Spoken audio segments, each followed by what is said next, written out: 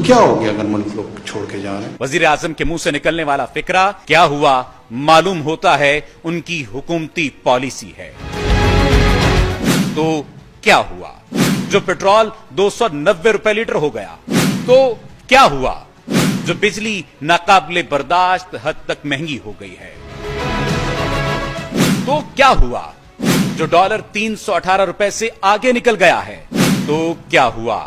अगर खाने पीने की अशिया अवाम की पहुंच से बाहर हो गई हैं। महंगाई की मारी अवाम बिलक रही है तो क्या हो गया?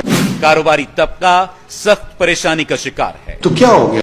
तनख्वाहदार से महीना पूरा नहीं हो रहा तो क्या हो गया? निगरान हुकूमत को जुमा 8 दिन हुए नहीं और अवाम चीख उठी है कि हम लोग जो है ना मकरूज है और मकरूज ही रहेंगे। तो क्या हो गया? जितना कमा रहे हैं उससे ज्यादा खर्चे हैं। तो क्या हो गया? वज़ीर आज़म काकड़ आया उन्हें आंदे अवाम दे कड़ाके कड़ाते